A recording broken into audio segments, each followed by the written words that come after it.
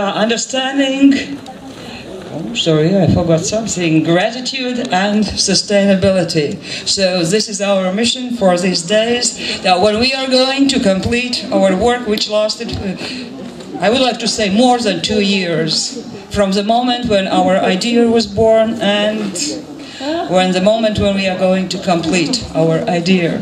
So welcome everyone, and the first word to our school director, Miss Nina Balode. Labdien visiem! Es izmantošu situāciju un Eiropas Savienības principu, tātad es runāšu un skolotāja Ināra mani tulkos no valsts valodas. So, director says that she will do like everyone is doing in European Parliament, in European Union, speaking in national languages with translation.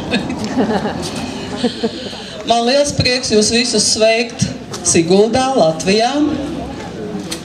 I am happy to welcome in Sigulda and in Latvia. Un es domāju, ka šis projekts, ko jūs visi realizējat, ir ārkārtīgi svarīgs mums visiem kopā un katram no mums.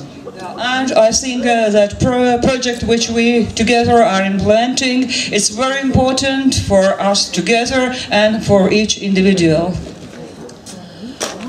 Īpaši tāpēc, ka šis projekts skar ļoti daudz cilvēkiem svarīgas tēmas un runā gan par nākotni, gan par pagātni, gan par tagadni.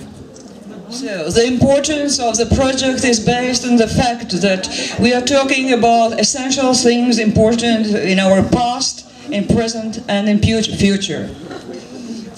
Un tagad es novēlu auglīgu dienu šodien, izdarīt daudz labus darbus, un lai šajā nedēļā izdodas noslēgt visu to, kas ir strādāts ilgu laiku.